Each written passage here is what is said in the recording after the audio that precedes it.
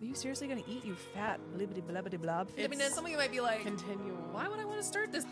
Sensitive. She's sensitive. She's. You are listening to the Tami Talks Unscripted Healing Podcast, where we share stories that are, you guessed it, unscripted. That's the thing, this journey doesn't stop. It doesn't really right? end. We have a general sense of the topic each episode, but really the whole point is just to show up and be authentic and let our inner child speak its truth. And I have continued to work through that story of constantly hearing, well, we don't want, got a hot dog on our hands. Yeah, guess what, Mr. Sabatsky, you do. So I'm so excited that you are here, and it is my hope that you hear yourself somewhere in the story so that way you can feel seen and heard as well. So let's start talking. Welcome to the Tami Talks Unscripted Healing Podcast. I'm coming to you on location from one of my absolute favorite spots where I have done so much healing, so much reflecting, so much dreaming out on the lake. And I'm on a giant log, if you can see. And the lake, my favorite lake, is just right over there. I wanted to be on my paddleboard and doing this, but it's a little windy today. So bear with my sound and my lighting. But actually, it really kind of goes with the theme in that I don't care. I don't care. Fuck it. So I'll get into a little bit more about why that is the theme today. But I don't know, when I knew I needed to sit down and record an episode today, I had a lot of things going on throughout the week where I'm like, yeah, I could talk about that. I could talk about this. And I just felt really kind of antsy, not antsy. I don't know if that's the right word, unsettled, but like in a soul unsettled kind of way where it's like this sacred anger, this sacred frustration, this sacred knowing was coming through. And I'm like, I have to channel this, but not here, not here. And so it's a beautiful day here in Wisconsin on, what day is it today? October 26th. And I'm like, I want to be down by the water. I want to be down by the lake. And I'm like, well, I hate this saying, kill two birds with one stone, but that actually wasn't my intention. I was like, I might not even record an episode this week. And I was trying to sit with why, but then I didn't even want to do that. And it just, even on my drive down here, it just kept becoming more and more clear about what I was supposed to talk about. And I just wanted this to be an incredibly channeled message. And I hope that there's something in it for all of you, because typically there is. If I'm going through it in some way, there's usually someone, even just one of you out there, who's like, oh my gosh, this is exactly what I needed to hear. Thank you. And so wherever you are, here you go. So where this theme kind of coming from, and it's interesting that it was last week, my son came up and said something to me. It was just him and I was putting away all the plants that I had just repotted to give them some new life and nutrients. And he goes to me, one of my friends almost killed my dream of being a builder. And I was like, what? He goes, yeah, he told me that if I couldn't build a house out of hula hoops, that I couldn't be a builder. So my son wants to be two things. His first plan is to be an NFL player. And then when he's done with his career, he wants to be a builder. So he plans to go to school to be a builder and then play in the NFL, and then he'll always have that. He's an amazing Lego builder. He's so good. And when he wants to just build random things, he's so creative. And so that's been his dream. And we've talked about that, about manifesting that, and like how to feel it, not just manifest and think about it and pray about it, but like to feel it. Like, what would that feel like, Arlo, to be on a football field, knowing you're an NFL player and you score the winning touchdown? I told him, like, close your eyes and I want you to actually feel it. What does it feel like? Because it's one thing to think about it, but it's another thing to feel about it. And so we've done that. And even the whole building thing, like, what would you want to build? And how would it feel to see your building or whatever it is that you build, knowing that I built that? And so we've done those things before. And so when he came and told me that, I was like, hold up. He said, what? Oh, no, he didn't. And, perfectly innocent, but this is the kind of stuff that happens all the time. And he's 7, and he's already having someone tell him that he can't follow his dreams. And then the same freaking thing felt like it happened to me this week. And I knew that Arlo said that to me a few days earlier for this reason, because what I told him was exactly what I needed to say back to me and to that little girl and to my ego, who was like, yeah, they're right. You can't do that. You shouldn't say that. You shouldn't be this. And I was like, oh no. So again, that's why this episode is entitled Fuck That Shit. Sorry if I get bleeped. This video never even makes it on YouTube because it needs to be highly censored. But something that continues to come up for me is that too much message or too much. And it's so interesting of how many people have watched my journey and want to know, how'd you do it, Tami? How did you go from eating entire pizzas in your car to where you are now? And like, they want this short, simple answer that, oh, here's my meal plan, follow this, and you'll magically get these results. Or go to this gym and work out this many times a day and you'll magically get these results. And I can't do that. It's not true. It's not authentic. I have gone to the depths of my soul to be here, to do what I'm doing, to look the way I look, to feel the way that I feel. And so I get a little fired up when people try to put you in a box, or that they only want this little bit, when you know it's like the whole fucking package. And then it all comes together, it all relates, and you can't just have one thing. One thing can certainly be the gateway into the other and into the other. And I understand that now. I understand that nutrition was my gateway into starting to feel better, knowing that I was worthy of feeling better. And then it turned into feeling worthy of a career that lit me up, and then worthy of a relationship and all of these things. But it's crazy to me that all of this healing work that I have done, and to know so clearly who you are and what your mission is, to still have those penetrating voices in your head that still tell you that you're too much and that you're only socially acceptable if you talk this way or you do these things. And just this week on Thursday morning, it felt like all of it, all of that muck came up, but it needed to. I'm so grateful that it did, because I had two people that I highly, highly, highly love and respect in different ways, for different reasons, with the best of intentions, tell me that I shouldn't use the words inner child or ego because it doesn't resonate, because people don't understand it, because whatever. And even in those moments, my people pleaser just kind of like let it slide, and I didn't say anything, but I think I needed to let it fester, and I needed to like really feel what that felt like for me. And so Thursday morning, it all came up for me. And that I'm like, I'm not trying to be palatable. I'm not trying to tiptoe around this message. I'm not doing anyone's inner child or any child on this earth any favors by not talking about what this is. And so if I package it any differently, it feels inauthentic to me. And that, I think, is what like stirred my soul. Like, no, you have not come this far to start watering down your message to make it more palatable. And I think of all of these people that had this message and this mission. Did they change what they needed to say so it could be more palatable? You think of artists and musicians. Yeah, sure, some of them have. Like, what's going to hit the radio? Or do we sometimes deeply resonate with the artist who said, fuck it, this is my song. This is what's coming from my soul, and this is how I'm going to sing it.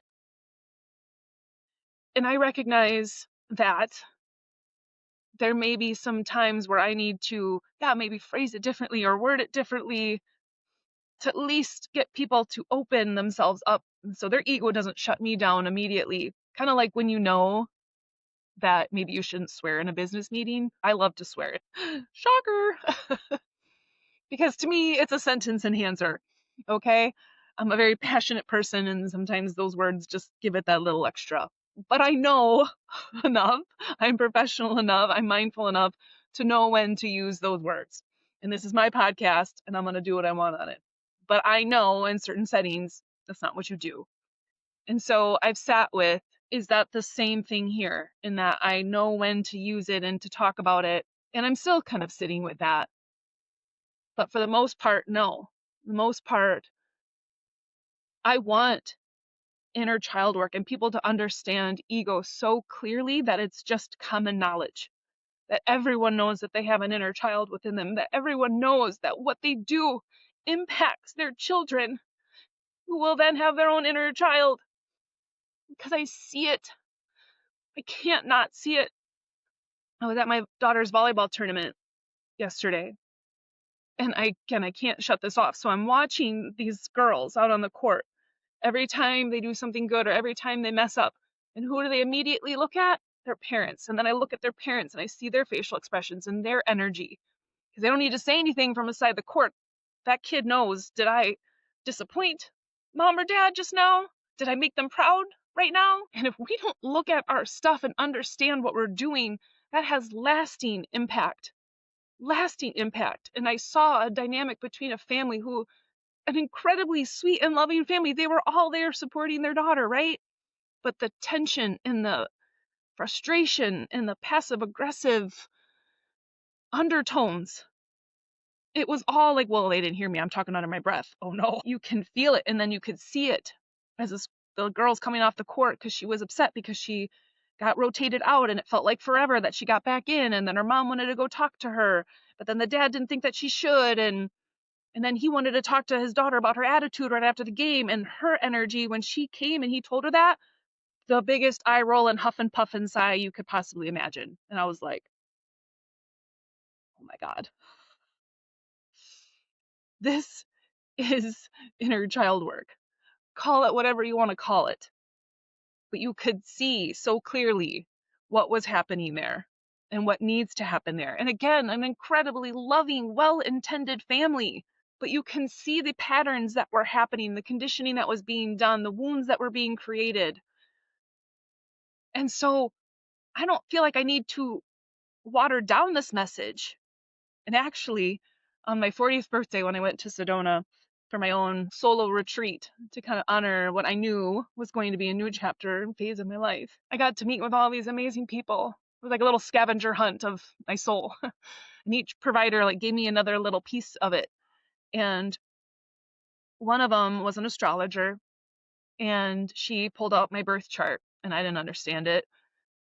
And when she was pointing things out, she's like, whoa, right here, she's like, this section of your chart, very clear that you were born with a megaphone in front of your mouth and that you have a message to share and that you are always supposed to communicate that. So am I supposed to muffle that message, to filter that message? I don't think so. I think I'm supposed to get a megaphone and be like, whatever you want to call it, it's still inner child work. We all have an ego.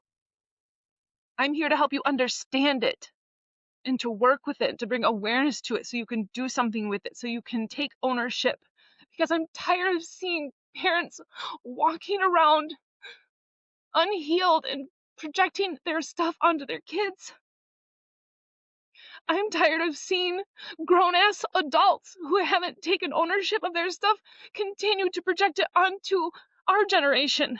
And then we're sorting through this stuff, trying to heal as we're not trying to fuck up our own kids. I'm tired of letting people off the hook about this. Take ownership of it. It wasn't your fault, but it's your responsibility. I can't. I'm seeing these little people being impacted by our own unhealed shit. Just can't. It's not fair to them. And just like Dr. Alvin said last week, if you are choosing to not do the work in this lifetime, then you are choosing to hand it to your children. Because it's too hard for you. You say you'd do anything for your kids. Would you heal for them? Would you look at your own stuff? Would you go to therapy? Would you seek out help? Would you say, let me understand why I snap like that? Why I have such a short fuse? Why I shut down? Why I people please? Why I constantly feel like I need to overachieve? Why I procrastinate? Why I self-sabotage?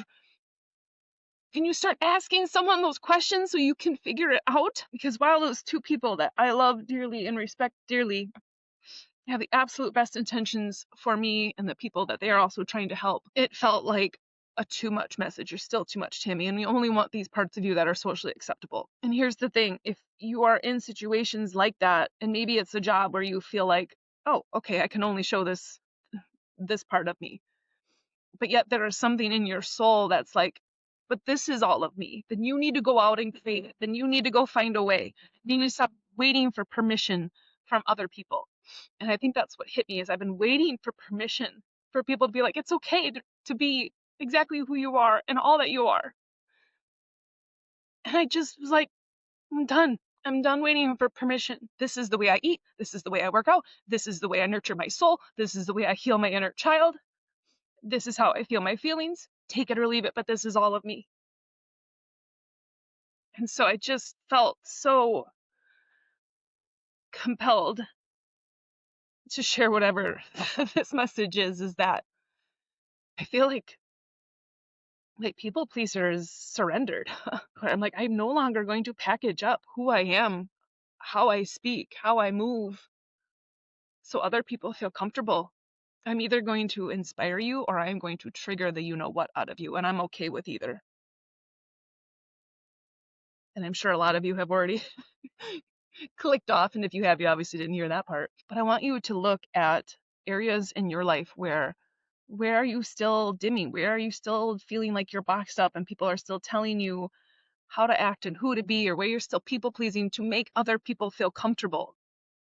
When I was going through my separation, I had people incredibly close to me tell me, how do you think this makes me feel, Tami? You serious? And thank God I was healed enough to recognize that I can't give two shits about how this makes you feel. This isn't your life. This is my life, and I'm the one living it every single day, every single minute, every single second. I cannot worry about how this makes you feel. Do you care how it makes me feel to live this way? And it starts to make you wonder, do people actually really care about you and your well-being, or is it more about their own comfort? And so often it is, and it's not out of malicious intent. It's ego's protection, and we will do anything and everything to not feel discomfort. And that's why I love coaching right now at F45, because I get to help them, and I've been relaying this message, is that when you are working out and you are having to go to failure and you have to push yourself, it creates a lot of discomfort, and we want to quit before, even when the goal is to reach literal failure.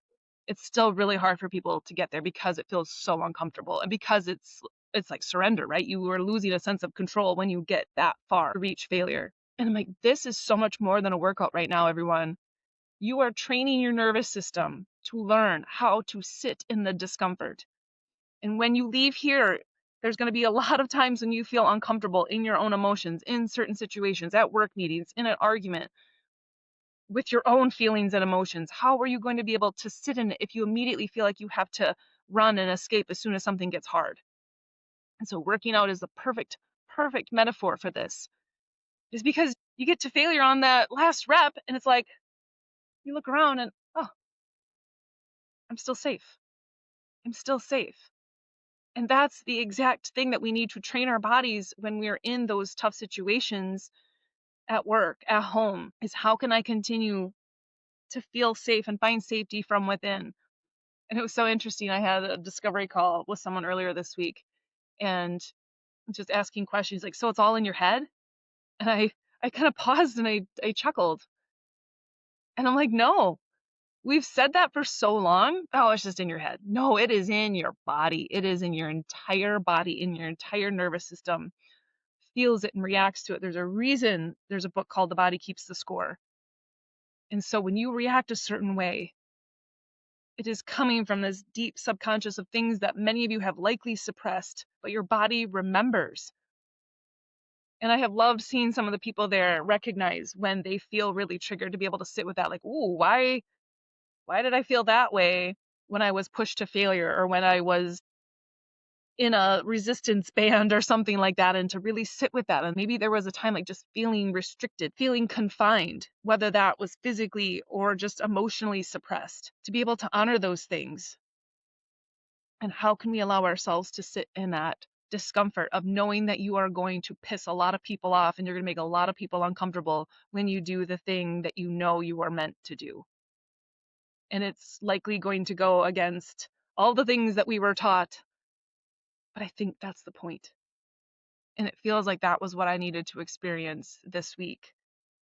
of being told to, can you just like reframe it a little bit to make it more comfortable? And again, Dr. Alvin and I talked about how I talked to Arlo about ego as Hulk. And so, yes, there are times when you kind of need to tailor it depending on your audience. But I will not stop sharing that message and that this is what's going on. And I hear all of these other coaches and all of these other things, like however they phrase it. And sure, they resonate with people and it gets them clients and things, but it's all inner child work. It's all ego, all the self-limiting beliefs and doubts and things. It's all ego. It's all protection. And all of those big dreams and goals and things that we have, like that's, again, your inner child, your highest self, knowing 100% that's what's happening. But when you can't figure out why you get in your own way, it's because your ego has gone to extreme lengths to keep that little boy or girl protected. And once you understand that, you can approach it so much differently with so much more love and compassion and a determination. Like, I'm coming out here fired up. And actually, when I did Bree's Lightworker Strong Challenge, she had us do a meditation, and immediately it was so wild. I found myself kind of yelling at my ego. Even though I love my ego, everyone has an ego. I have learned to love and embrace my ego because it has protected little Tam Tam her entire life. And I still need my ego to keep me in check. I want it to be part of the team. But in that particular moment, I was yelling at it and I was saying, like, get the fuck out of the way. I need you to get the fuck out of the way. I understand what you're doing and I understand that you think that you're protecting us, but right now you are effing things up. And it felt really, really good and really therapeutic. And in a sense, it made me go way back to all the times even my parents tried to protect me by not telling me things, not sharing things, and thinking that it was a form of protection when really it created childhood wounds. And again, no fault to them. They didn't know. And it's interesting because Aria even said to me she found this funny meme, and I'll probably butcher it, but it was when your parents said that your dad started sleeping in the basement because of his snoring, and then they got divorced. And we kind of laughed about it, but that's 100% what happened. And so, sure, we thought that that message was protecting them from what was really going on, but it wasn't. They knew. And then by doing that, causing mistrust in that she can sense something's going on, but we're not being honest about it because we think we're protecting her when really we're protecting our own inner child because our ego is like, ooh, that's going to be really uncomfortable. Let's avoid that conversation. And so what it did was make her question her own intuition. Like, I'm seeing one thing, but I'm feeling another and they don't match up. And once I recognized that, I was like, oh, hell no. And that's when I had to have the conversation. I will not do that to my children because I know that that's what happened with me. And that's why I lost such trust in trusting myself and my intuition and my gut, was that nothing was ever as it seemed. And so to be anything else but authentic does not sit well with me. And so I don't want to hide this inner child message under some other more socially acceptable message because I can't do deception. And if that means I cut down my audience, so be it. I hope that that just means my audience or the people I work with are going to be so deeply connected to this message that it won't matter. And that I only want to work with people who are curious and understand it. I don't want to work with people that I'm constantly trying to fight this and have to change my language. I don't speak that language. Just like all of the phrases the kids say these days, what's popular now, 6'7", or skibbity, riz, all this stuff. They learned new language. So why can't I introduce inner child work and ego? I can, and I will. And that's what I'm going to do. And I realize that everything that I have created really up to this point, in many ways, has been from the old version of me who was a people pleaser. And the programs that I created in the past, I knew intuitively they should have been longer. The Fiercely Focused program I talked about a million times on this podcast. I knew when I created it, and I could go back to my initial notes that I wanted it to be a 4-month program. And I cut it down to 6 weeks because it was during COVID and I thought that's what everyone would want and no one would want a longer term program. Well, no wonder they eventually self-sabotage themselves. But now I know that that's why I found inner child work. That's why I created Nutrition for the Soul, was to get to the root of it. And now I can get to the root of it. And now I can't separate these things. I can't compartmentalize things. Sure, that's great that you just want nutrition, then I'm not your person. You don't want to talk about inner child, then I'm not your person. You don't want to talk about signs and synchronicities and energy, I'm not your person. And for the first time in my life, I'm so okay with that.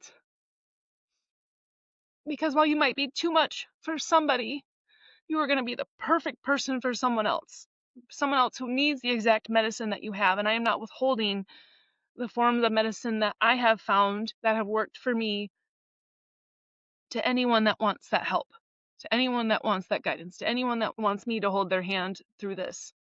I'm not going to deny them certain parts of that. As healers, like, you go in and you go into the depths of your shadows and darkness, but you come out with that medicine. So now I'm just supposed to, like, yeah, that was great, I got it right here, but I don't know if you're gonna be comfortable with it, so I'm just gonna let it hang back here. I'll just keep using it for myself.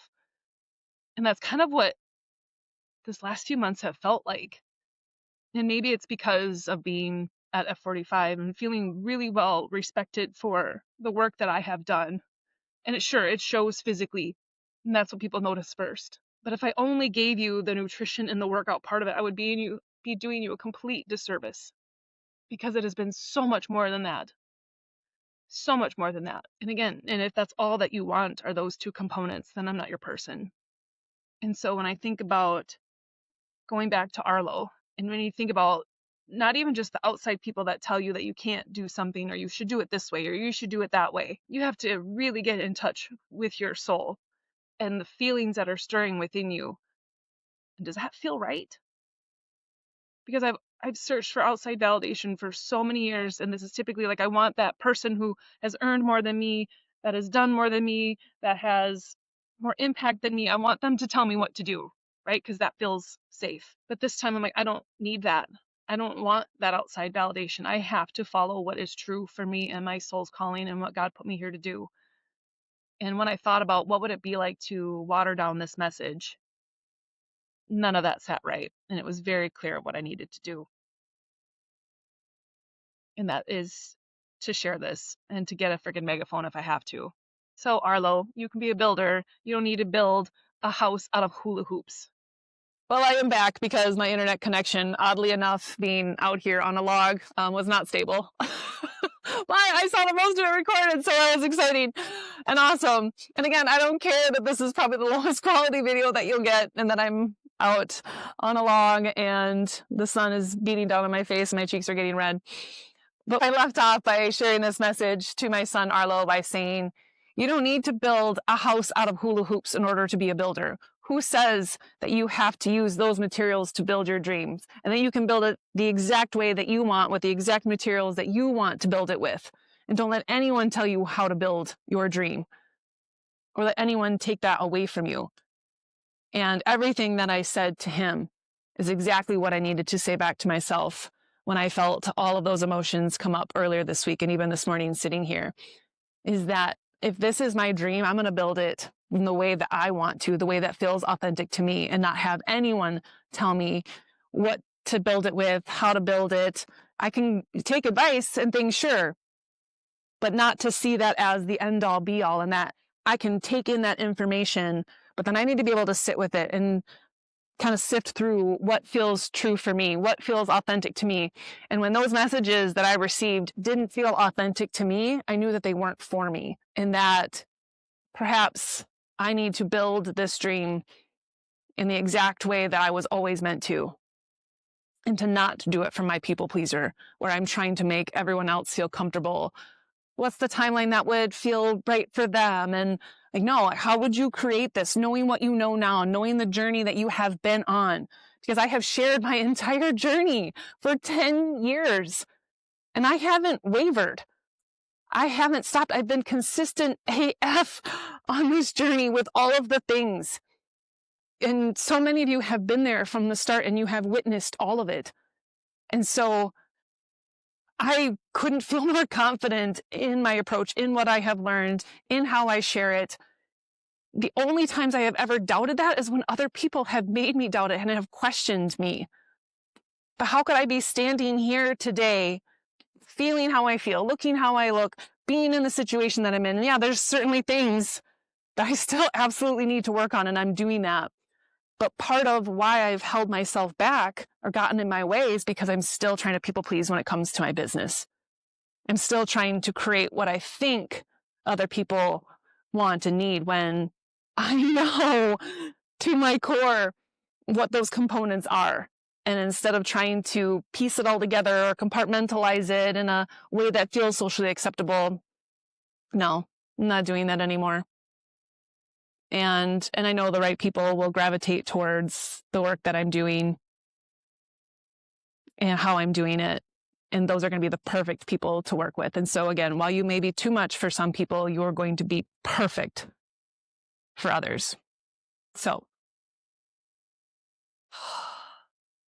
thank you for being out here with me in my favorite place, and for tuning in, for pressing play, for sharing these messages, for being along with me on this roller coaster that is this healing journey.